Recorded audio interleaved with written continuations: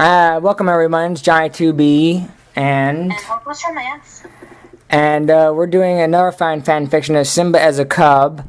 This was Aquaman 52 who gave me the inspiration to finish the story, but it was more of his version, but I kind of put more of my version and his ideas, as there's a better writer. However, I'll attempt to write this and finish this Simba as a Cub, which was a version of his Growing Down book. Here we go. With Chapter 1, An Odd Evening. It was a month since the defeat of Scar and his loyalist pride were standing in the full recovery, with the grasses and trees growing and the savannah animals and returning. Simba and Nala had decided to take a 2-week vacation on Mount Kilimanjaro, leaving Sarabi and Serafina in charge while they were away.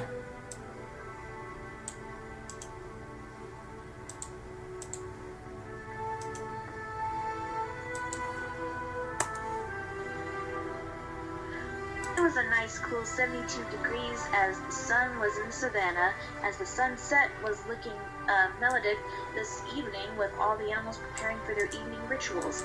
Everything was peaceful except for 2 lions that bickered on the way home. Crap! This freaking hurts! Damn this thing! The doggone lion, the full red mane grumbled.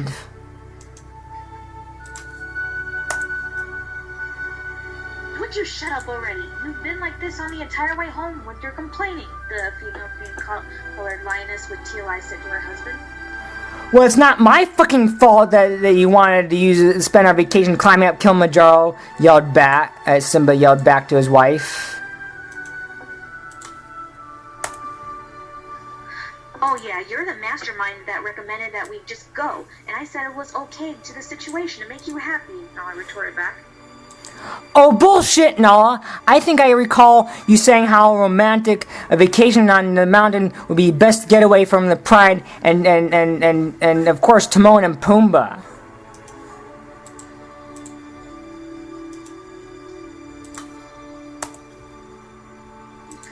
It was my king, however, I wasn't the one who decided to go skiing and tripping my ass all the way down.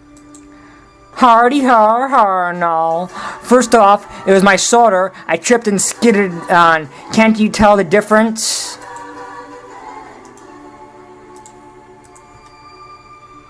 Oh, I'm so sorry, Your Majesty, Nala rolled her eyes. Would you like me to say it was a royal, idiotic move of yours? I don't know. Haven't you done this earlier today?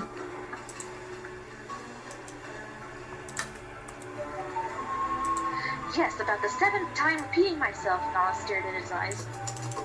Well, come on, let's hear an 8th time, my queen.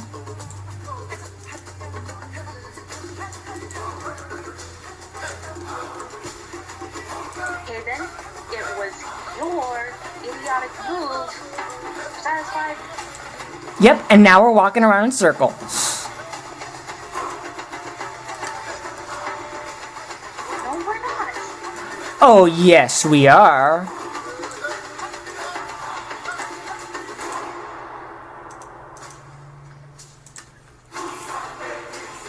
Hey, we're going home. Hey, we're going home, aren't we? Yes, for the past several hours.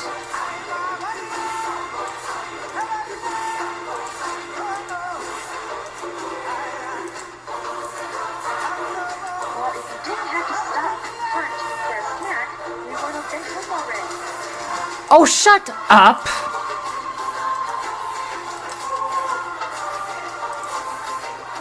Why did I marry you? I think that's because my brain was screwed up as a cub and love at first sight.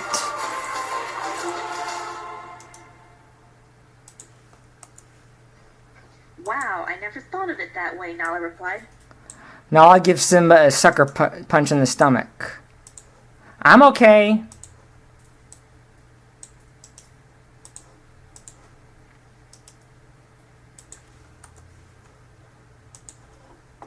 Good.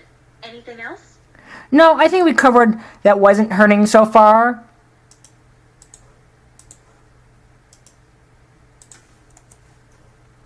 Can we continue on our way? Sure, just shut up.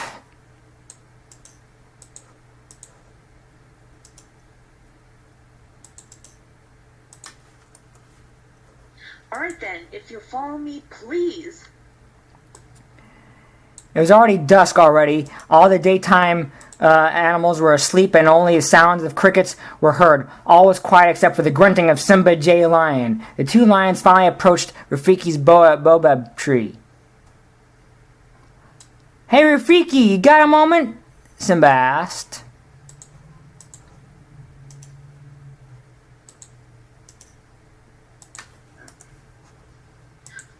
All was heard was crickets. "Oh, come on, Rafiki. All I need is something all kind of pain," Simba repeated himself.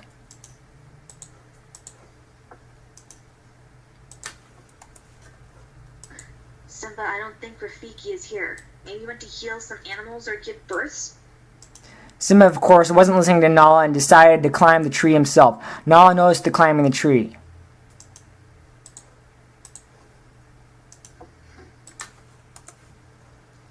Simba, what the hell are you doing? "Don't worry, Nala. This'll only take a bit. I'll grab something, all the pain, and back down."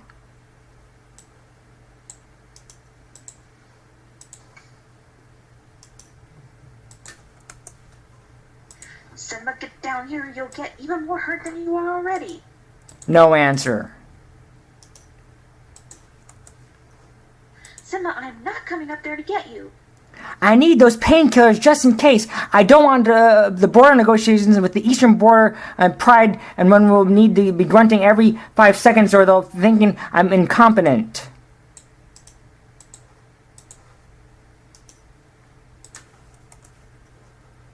Do you even know what the painkiller powdered remedy looks like? Nala yelled at him. "Of course I know what they look like. They're blue, right?"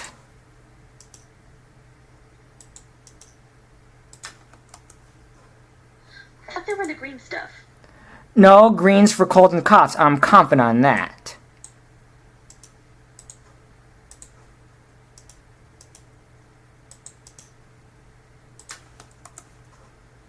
Fine, I'll come up there and help you. I don't think that's a good idea, no.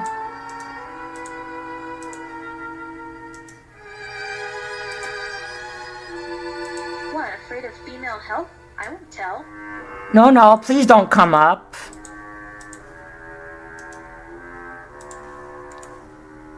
It was too late. Nala had climbed the tree and squeezed in. Oh, how romantic and claustrophobic.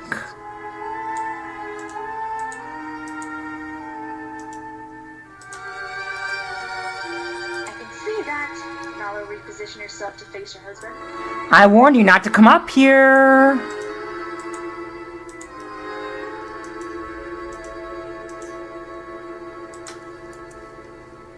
Let's just find the painkillers and get out of here, Nala grumbled. Don't stare at me while I do that. "Okay, sweet lips," as Simba spanked Nala. "Ouch!" We'll search together.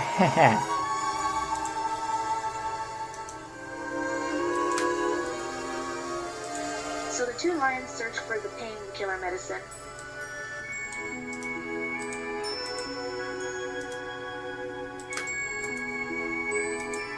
Found it, Nala said confidently. "Oh, good girl. What color is it?"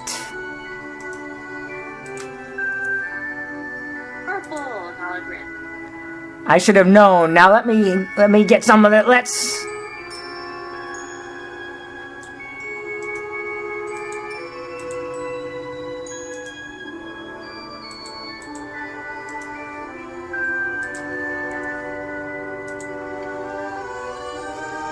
Look out!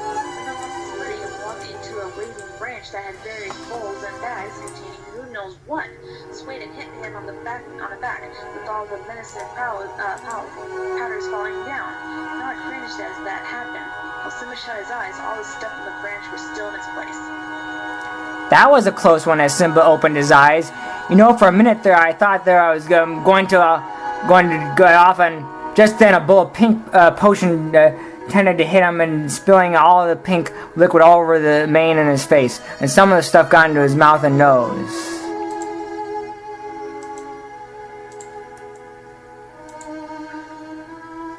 Never mind.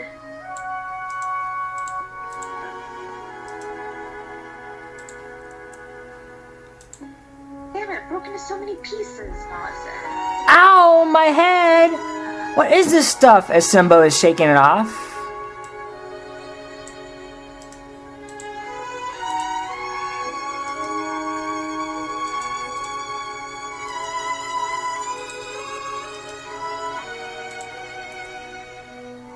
I don't know. Don't drink it. Well, thank you, Captain Obvious. Is there anything else you'd like to point out for me?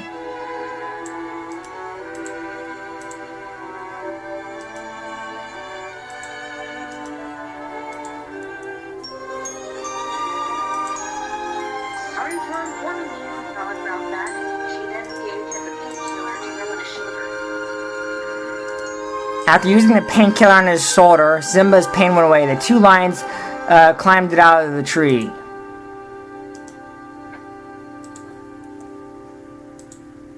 Hey, I'm sorry I snapped at you back there, Simba said kindly. I didn't mean to hurt your feelings. I just got kind of frustrated and I should have said that. I'm sorry.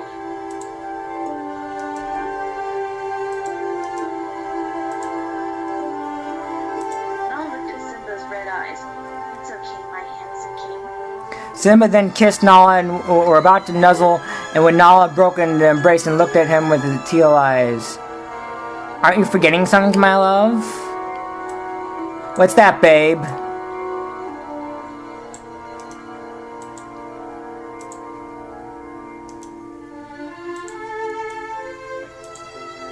Well, one, you still have that pink ooze on your mane, and two, you promised me a romantic date tonight, which you're supposed to do. So what would you like to do about that?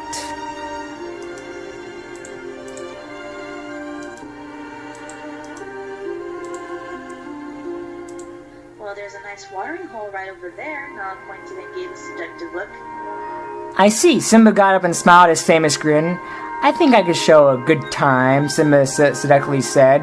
With twin secretive smiles on their face, the two lions made it for the watering hole.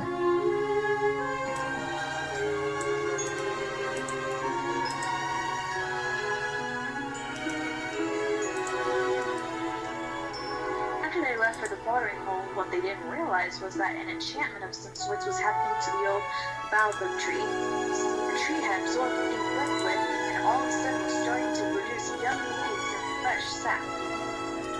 Piece of old wood was broken from the tree and absorbed the liquid, reverted back to a fresh piece of wood.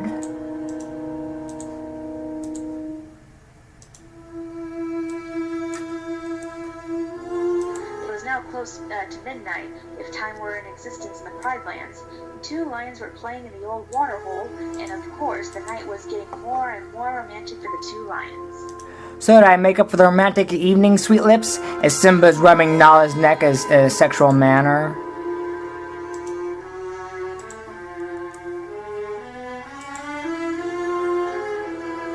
Nala thought for a moment as she shifted a bit closer to Simba's chest. I'll let it slide this time, she muttered back as she weaved her forepaws into his mane and placed her muzzle right in front of his, putting her just close enough to lovingly slide her tongue across his nose. Simba smiled and returned the favor, continuing to purr as she played with his mane. So you think you should start heading back anytime soon as he continued to caress her?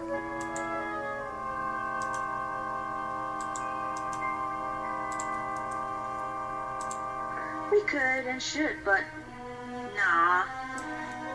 Good, because I'm not finished with you.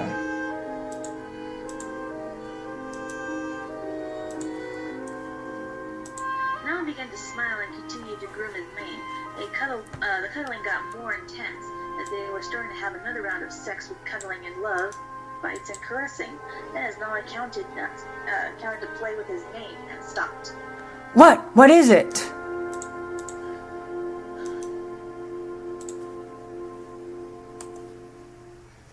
Nothing, it's just, I swear your mane was longer earlier, as she pulled his mane to what was supposed to be his full length. Simba looked down at his size mane. I don't see anything that is wrong.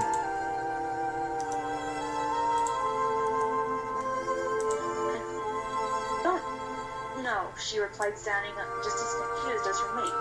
I just can't help think it looks different somehow, as she is now talking like Captain Kirk. Simba looked at his chest and once more, but still didn't see anything out of the ordinary. Maybe it's just the moonlight, he suggested. Yeah, you're probably right, Nala agreed before turning her green eyes up toward the auburn set beside her. Besides, maybe I'm just tired. Maybe we should head back. Maybe, but as Nala was still in a seductive trance, we can continue still. I thought you were tired. Actually, it's strange. I have all this new energy now. Alright, let's continue as they continue to make love to each other.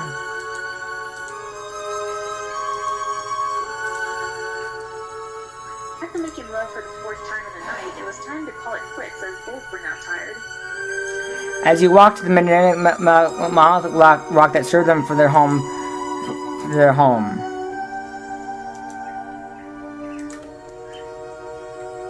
You think anyone stayed up to wait for us? Simba whispered. No, if Mom were sober to hear the team, they should have been finished hours ago.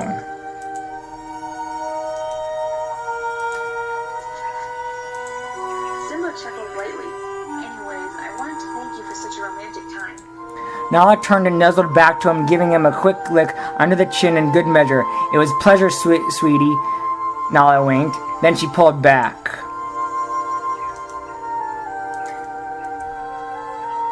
Okay, now I'm sure it's shorter, she said confidently.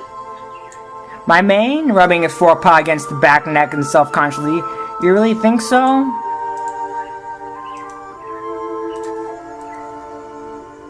Yes, sir. I don't know, Nala answered again like an unsure Captain Kirk. I'm just probably tired. I mean, how could it be getting shorter, right? Simba smiled. Well, if all is out tomorrow morning, then you were right the whole evening.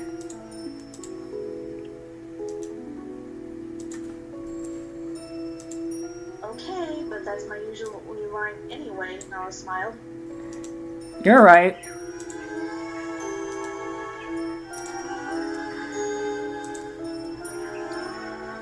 With that, the two made their way inside, stepping over and around the motionless bodies of their fellow Pride members until they reached the unoccupied pedestal at the center reserved for the king and his mate.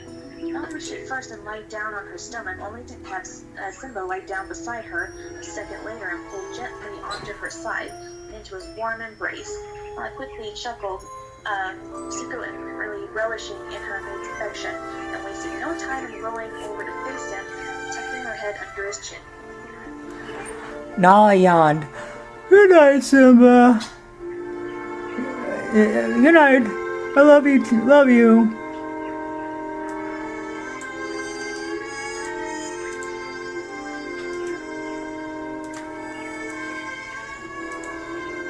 Good night, Nala, Simba whispered as his paws settled around the center of her back. I love you. I love you too. As that they went back to peacefully a little, then they know that quickly could be the change just in a single night. Author's note, well, that's the end of this chapter. I'm Johnny 2B.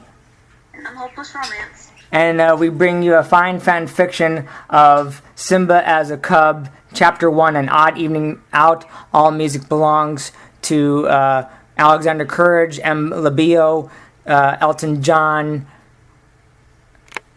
and Hans Zimmer. Again, this is rated PG-13 or rated M for mature. Thank you and have a good night.